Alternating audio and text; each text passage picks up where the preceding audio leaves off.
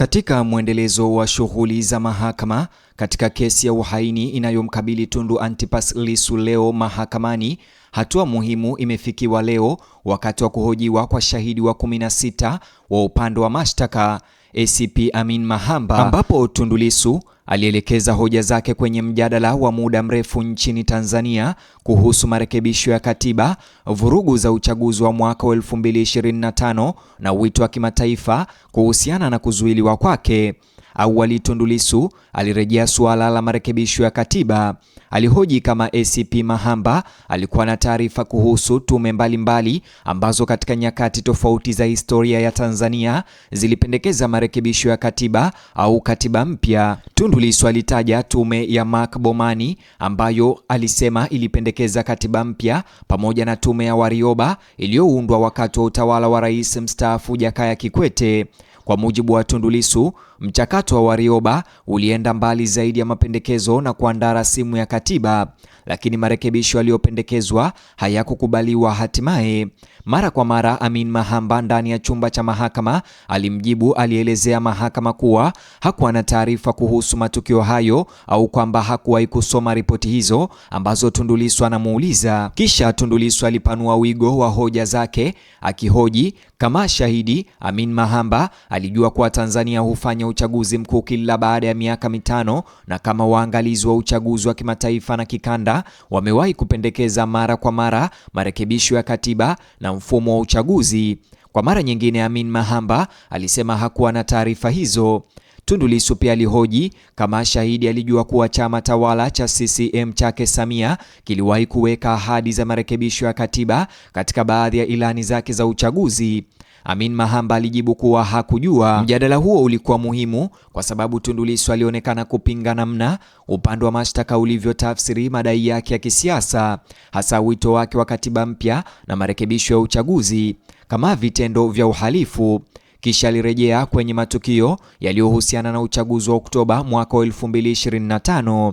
Tundu Lissu alihoji kama baada ya vurugu zilizofuata uchaguzi huo, wachunguzi wa polisi waliwahi kutaka ufafanuzi kutoka kwake kuhusu kauli alizozitoa, ikiwemo misemo kama tutatikisa mambo na wito unaohusiana na kusitisha uchaguzi. Amin Mahamba alisema hawakuwahi kutaka ufafanuzi wa aina hiyo. Tundu Lissu alihoji sababu za wachunguzi kutarajia yeye aeleze kauli zake wakati tayari alikuwa chini ya ulinzi. Kisha alimhoji shahidi kuhusu kauli mbiu ya no reform no election, yani hakuna marekebisho hakuna uchaguzi, akiuliza kama kwa kuzingatia mazingira ya wakati huo msimamo huo ungeweza kuchukuliwa kuwa ni haki ya kutoa maoni ya kisiasa. Amin Mahamba alipinga tafsiri hiyo. Kisha Tundu Lissu alirejelea matokeo ya uchunguzi wa tume iliyoongozwa na jaji mstaafu Chande kuhusu chanzo cha vurugu za Oktoba mwaka 2025. Aliiambia mahakama kuwa tume hiyo ilibaini malalamiko ya kisiasa na ya uchaguzi ambayo hayajatatuliwa, ikiwemo madai ya katiba mpya kuwa miongoni mwa masuala yanayohusiana na machafuko hayo. Amin Mahamba, shahidi wa upande wa mashtaka, alipopinga, Lissu alimhoji zaidi, hata akiuliza kama hilo lilimaanisha kuwa jaji aliyeongoza tume hiyo naye alikosea. Amin Mahamba alisema hakuwahi kupata fursa ya kusoma ripoti hiyo. Kisha hatua ya kuuliza maswali ya upande wa utetezi ilivuka mipaka ya Tanzania. Tundu Lissu alimuuliza Amin Mahamba kama alifahamu kuhusu taarifa ya mwezi Februari mwaka 2026 iliyotolewa na kikundi kazi cha Umoja wa Mataifa kinachoshughulikia suala la kuzuiliwa watu kiholela. Kwa mujibu wa Tundu Lissu, kikundi hicho kilikuwa kimeelezea wasiwasi kuhusu kukamatwa na kushtakiwa kwake na kupendekeza apewe fidia. Mahamba alisema hakuwahi kusikia kuhusu jambo hilo. Pia Tundu Lissu alirejelea taarifa ya mwezi Julai iliyohusisha nchi wanachama wa Jumuiya ya Madola na kudai kuwa zilitaka achiwe huru ndani ya muda maalum. Kwa mara nyingine, shahidi alisema hakuwa na taarifa hizo. Kisha Tundu Lissu alimuuliza shahidi swali pana zaidi: ikiwa taasisi za kimataifa zilikuwa zikitaka achiwe huru, je, hilo lilimaanisha kuwa yeye ni mtu aliyestahili kuchukuliwa kama mhalifu anayekabiliwa na adhabu kali zaidi? Mahamba alisema hakuwa na uhakika. Baadaye Tundu Lissu alihitimisha maswali yake ya utetezi na kukawa na ukimya ndani ya chumba cha mahakama. Kisha upande wa mashtaka ulianza kumuuliza tena maswali shahidi wake, huku wakili wa serikali Katuga akiongoza mchakato huo. Mara moja Katuga alijikita katika masuala kadhaa yaliyojitokeza wakati wa maswali marefu ya Tundu Lissu. Mojawapo ya hoja kuu ilihusu kauli za Tundu Lissu kuhusu kusimamisha au kuvuruga uchaguzi. Katuga alimuuliza Mahamba alimaanisha nini aliposema kuwa kauli hizo zilikuwa tishio dhidi ya serikali. Shahidi alieleza kuwa kwa mtazamo wake, serikali ina jukumu la kusimamia utekelezaji wa sheria na kudumisha usalama wa taifa.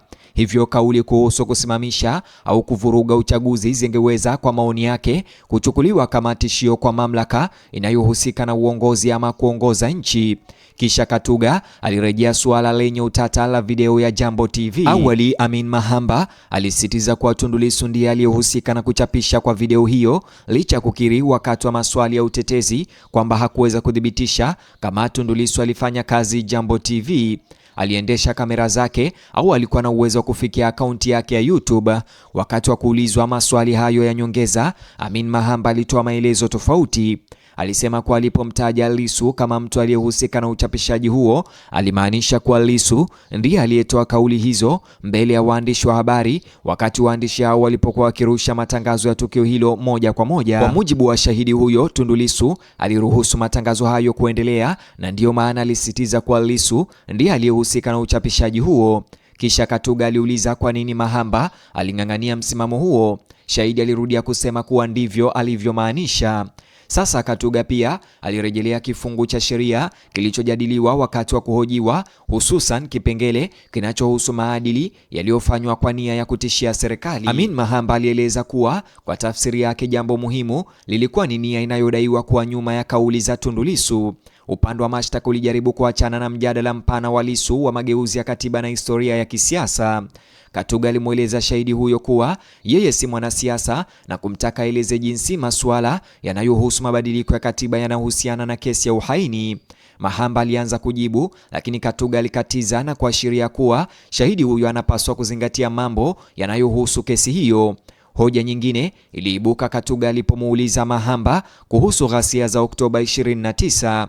Amin Mahamba alisema si kweli kwamba yeye, timu yake ya uchunguzi au jeshi la polisi ndio waliosababisha vurugu hizo. Badala yake alisema uchunguzi umebaini kuwa vurugu hizo zilitokana na uchochezi, maandalizi ambayo yanadaiwa kufanyika kabla ya siku ya uchaguzi. Mara Tundu Lissu akasimama, aliwaambia majaji kuwa hilo si swali aliloliuliza wakati akihojiwa, na akajitetea kuwa shahidi huyo sasa anawasilisha taarifa mpya. Lissu alisema iwapo mahakama itamruhusu shahidi huyo kutoa maelezo hayo ya ziada, pia yeye apewe nafasi ya kumhoji juu ya hilo. Hakimu aliagiza kesi iendelee. Kisha Katuga alirejea tofauti kati ya maelezo ya polisi ya Mahamba na ushahidi wake mahakamani. Alimtaka shahidi huyo kueleza tofauti hizo.